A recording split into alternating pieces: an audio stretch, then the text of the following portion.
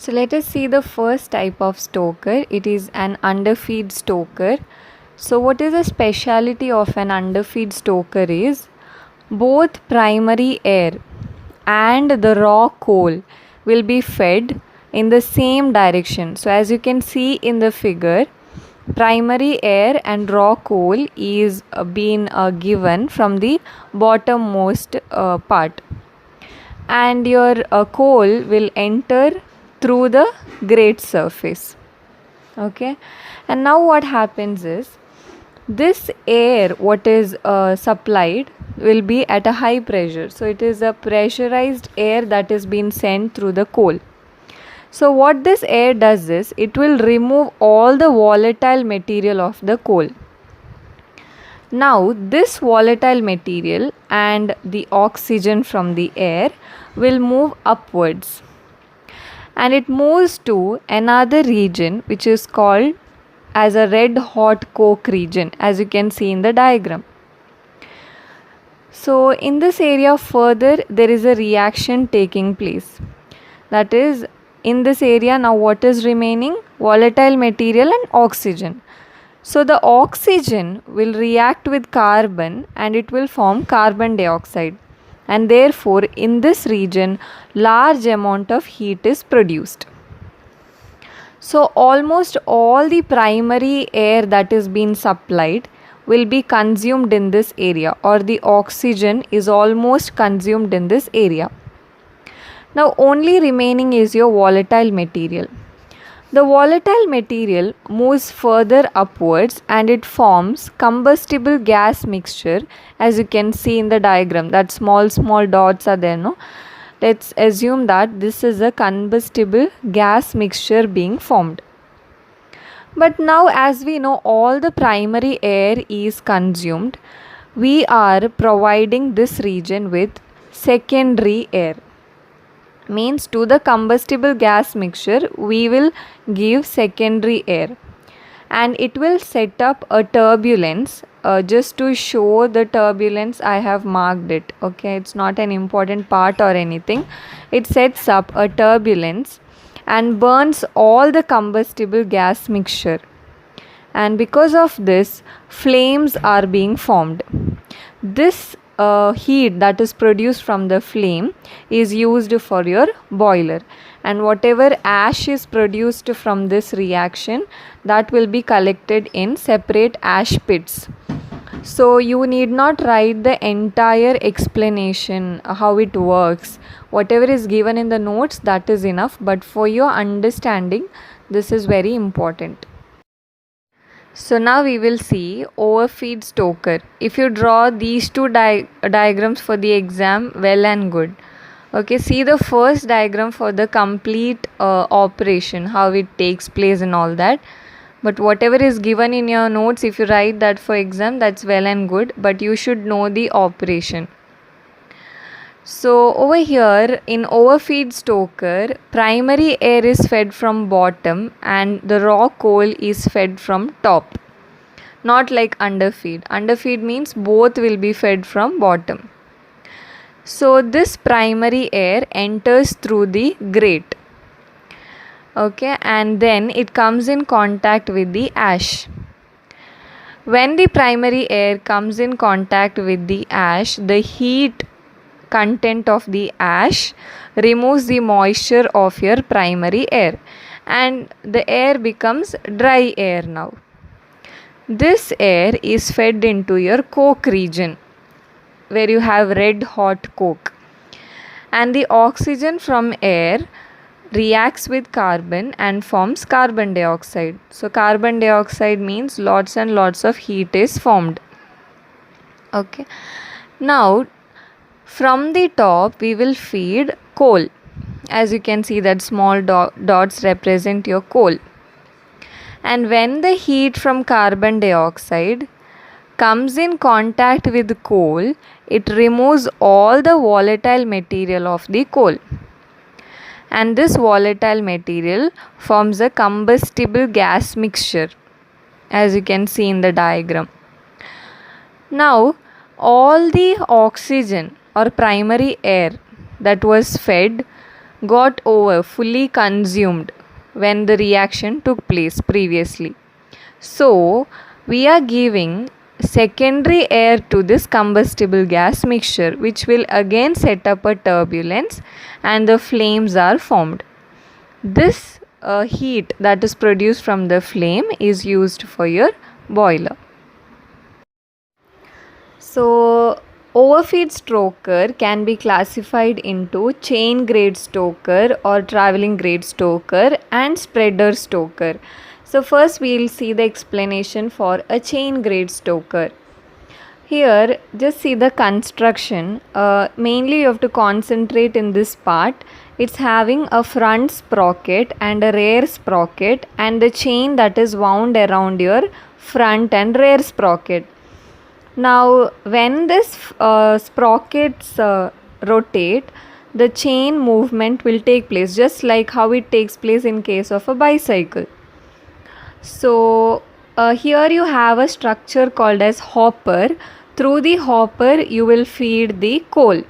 Okay, and this coal has to be taken to the chain. Before it is taken to the chain, we have to decide, right, how much amount of coal has to be given. So that is decided by the adjustable fuel grate. So it can close and open. And later on, after you feed the amount of coal required on top of the chain, the sprockets will start to rotate. When the sprocket rotates, the coal will move from front sprocket end to rear sprocket end, and at the point when it reaches the rear sprocket end, the coal starts to burn, okay, with the help of the primary air that has been given. When the coal burn, enough amount of carbon dioxide is formed, which releases lot of heat, and again the flames are formed with the help of secondary air that is being fed through your secondary air ports. Now all the process that is taking place on the top of this chain is same as you have seen in overfeed stoker explanation. And finally, the amount of heat that is required for your boiler is being produced, and remaining ash is being taken and collected in ash pits. One disadvantage is complete burning of coal is not possible here. What happens is along with the ash, small amount of coal is also collected in ash pit. That's the only disadvantage. So here we have a spreader stoker. Spreader stoker, the name spreader comes because over here the coal is spreaded over your grate surface so that it ensures a proper burning of coal, and because of this even a low grade fuel can be burnt thoroughly, like when compared to chain grade stoker. So this is always better. Now, as you can see in the construction part, you have a coal hopper through which we are giving or feeding the coal. Through a conveyor, it will be further given to the rotor or spreader. As the coal particles strikes your spreader, it will spread it and gives it to the grate surface, where the coal starts to burn with the help of primary air that is being given. So oxygen plus carbon forms carbon dioxide, which releases excess amount of heat, and further with the help of secondary air again the flames are formed, just like same process as we have seen in overfeed stoker explanation part. So everything burns and flame is being formed, which produces lots and lots of heat that is required for your boiler, and the ash that is produced is being collected in your ash pit. So now let us see the systems that are used for preparation of coal into fine powder or pulverization, in the sense the raw coal is first converted to fine powder and then it is given, so that it ensures a proper burning and increase the efficiency. So for that, the first system used is called a unit system, as you can see the diagram. So the working I'll explain you. First of all, we are providing the coal with the help of a overhead bunker, and it is further given to the feeder with the setup of a regulating valve and automatic weighing machine. Like how much is required, that much is given to the feeder. Now what happens in the feeder? You can see that hot air or flue gas is also given to your feeder. So the coal entering this feeder, whatever moisture content is present in the coal comes in contact with your flue gas or hot gas, and all the moisture content is removed and the coal is completely dried here. And the dried coal is further given to a pulverizer or the mill. Here the coal is crushed into fine powder, okay, and further given to the separator. In separator, from your fine powdered coal, whatever foreign particles is present, that is being removed and it's given to further exhaust fan. What happens, in separator, what happens, you have fine dust particles of coal, so that will be automatically pulled by your exhaust fan and it will be further fed to the burner.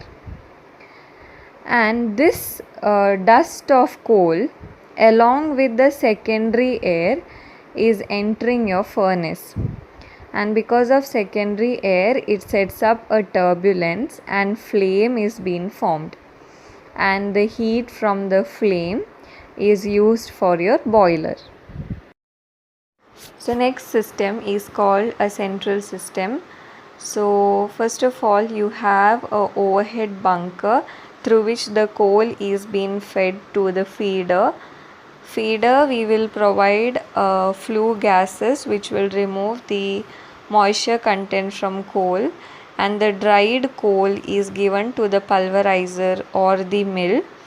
So here the coal is crushed into fine particles, and this fine powder is given to separator where all the foreign particles is being separated.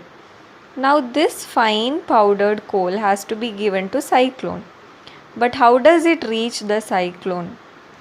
You can see secondary air is also fed to the pulverizer. Now this secondary air is heated with the help of air heater, and with the help of this secondary air the powdered coal particles is taken to the cyclone. Now in the cyclone, now what are the two things you have? You have air and you have fine coal powder. Now the air is being sent through a return path, as you can see, through an exhaust fan, and all the fine powdered coal will settle down in your cyclone, bottom part of the cyclone, and from there through a screw conveyor it is taken to a pulverizer bunk, and there it is getting stored. From the pulverizer bunk it is further taken to the burner, okay, and primary air is also fed with the help of a primary air fan. So this coal along with a secondary air, again from air heater you can see secondary air is once fed to your pulverizer, and one more end you can see it's also fed to the burner. Why we have to give to burner? So that it ensures the creation of turbulence and production of the flame, and from the flame we get the required amount of heat that is required for the boiler.